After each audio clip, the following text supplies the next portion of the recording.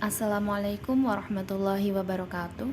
Saya Irba Konita Oviba yang akan mempresentasikan materi mengenai hadis.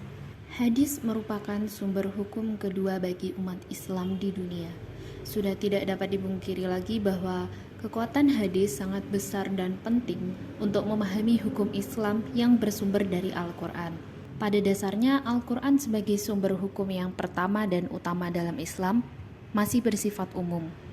Lalu, hadis ada untuk memperjelas isi Al-Quran agar lebih mudah dipahami oleh umat Islam. Hadis memiliki fungsi antara lain untuk menjelaskan ajaran Islam yang terkandung dalam Al-Quran dan untuk memahami ajaran Islam yang terdapat dalam Al-Quran dengan lebih rinci dan mendalam. Apa yang dimaksud dengan hadis? Hadis secara bahasa adalah sesuatu yang diberitakan, diperbincangkan, dan dipindahkan dari seseorang ke orang lain. Sedangkan hadis secara istilah adalah segala hal yang datang dari Rasulullah SAW, baik ucapan atau qauliyah, perbuatan atau fi'liyah, maupun pengakuan atau taqririyah. Seperti yang kita ketahui bahwa hadis itu diturunkan dari seorang perawi, yaitu orang yang meriwayatkan atau menyampaikan hadis dari satu orang kepada orang yang lainnya. Isi hadis itu sendiri dapat berupa perkataan, perbuatan, atau pengakuan dari Rasulullah SAW. Hadis jumlahnya sangat banyak dan beragam. Maka dari itu, hadis-hadis tersebut dikelompokkan ke beberapa kategori tertentu.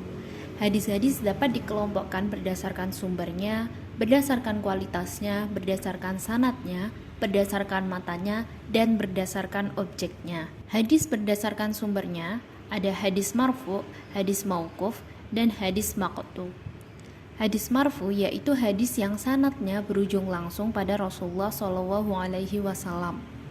Hadis mauquf adalah hadis yang sanadnya terhenti pada para sahabat Nabi.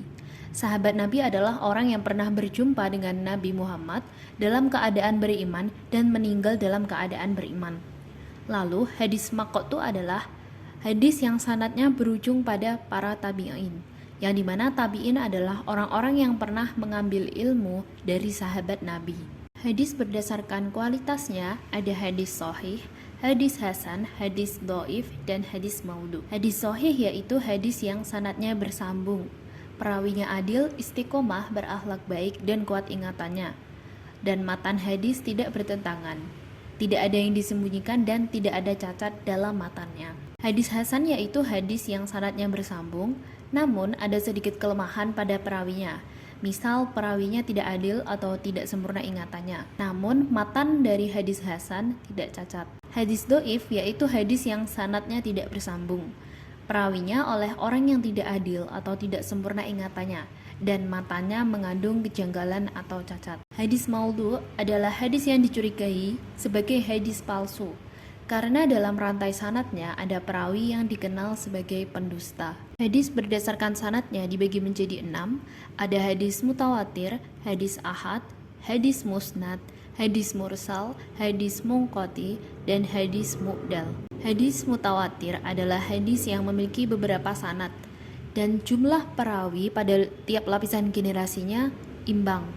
Ada berbagai pendapat mengenai jumlah minimum, yaitu 20 hingga 40 perawi pada tiap lapisan sanad. Lalu hadis ahad yaitu hadis yang diriwayatkan oleh sekelompok orang namun tidak mencapai tingkatan mutawatir. Artinya jumlah perawi tidak mencapai 20 orang pada tiap lapisan sanad. Hadis musnad adalah hadis yang sanadnya bersambung hingga ke Rasulullah SAW. Hadis mursal yaitu hadis yang perawi pertamanya tidak dijumpai. Jadi seorang tabi'in meriwayatkan langsung dari Rasulullah SAW. Hadis munqati yaitu hadis yang sanadnya putus pada salah satu perawi. Hadis mu'dal yaitu hadis apabila sanadnya terputus pada 2 generasi perawi secara berturut-turut. Hadis berdasarkan matannya ada hadis mutasyabih, hadis mukhtalif, hadis mu'allal, dan hadis syadz. Matan adalah kalimat yang menjadi isi hadis. Hadis mutasyabih memiliki matan yang masih samar atau ambigu dan belum pasti. Hadis mukhtalif memiliki matan yang saling bertentangan atau berbeda. Hadis mu'allal yaitu hadis yang matanya mengandung cacat atau kejanggalan yang tersembunyi. Hadis syadz memiliki matan yang menyelisih hadis lain yang lebih kuat. Hadis berdasarkan objeknya ada hadis qauliyah, hadis fi'liyah, hadis taqririyah, hadis hammiyah, dan hadis ahwaliyah. Hadis qauliyah yaitu hadis yang berasal dari perkataan Nabi. Hadis fi'liyah adalah hadis yang berdasar dari perbuatan Nabi. Hadis taqririyah yaitu hadis yang merupakan pengakuan atau ketetapan yang berasal dari Rasulullah SAW. Hadis hammiyah yaitu hadis yang berisikan keinginan Nabi. Lalu hadis ahwaliyah adalah hadis yang berisikan sifat atau keadaan Rasulullah. Perlu diketahui bahwa terdapat 9 kitab hadis dari 9 imam yang sering dijadikan rujukan oleh umat Islam. Jenis kitab hadis yang paling sering didengar para pelajar di bangku sekolah adalah hadis Bukhari, Muslim, dan Tirmidzi. Namun sebenarnya masih ada hadis lain seperti Nasai, Malik, Ibnu Majah, dan sebagainya. Kitab Sahih artinya hadis yang ada pada kitab tersebut berkualitas sangat baik dan paling kuat. Maka dari itu, kitab Sahih Bukhari dan Sahih Muslim lebih sering diutamakan dan lebih sering didengar. Lalu kitab Sunan adalah kitab yang berisi hadis-hadis yang marfu, yang menjelaskan tentang hukum. Dan urutan babnya disusun seperti urutan bab dalam ilmu fikih. Misal bab iman, bab toharoh, bab zakat, dan seterusnya. Kitab Sunan ini bukan hanya berisi hadis-hadis yang sahih, namun juga berisi hadis yang dhaif. Kitab Musnad adalah kitab hadis yang disusun berdasarkan nama perawi pertama. Misalnya, bab pertama dalam kitab Musnad adalah hadis-hadis yang diriwayatkan oleh Abu Bakar radhiyallahu anhu.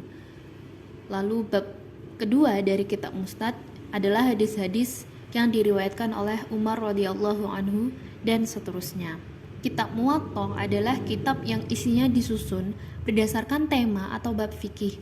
Sekilas kitab Muwatta ini mirip dengan kitab Sunan.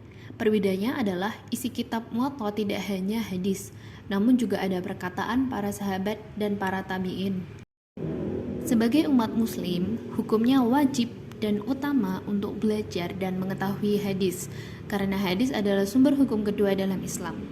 Dengan mempelajari hadis-hadis, kita dapat memahami ajaran dan syariat agama Islam dengan lebih benar dan rinci. Hadis sebagai sumber hukum kedua dalam Islam, isi dari hadis tersebut sangatlah penting, karena menyangkut seluruh persoalan yang dihadapi manusia.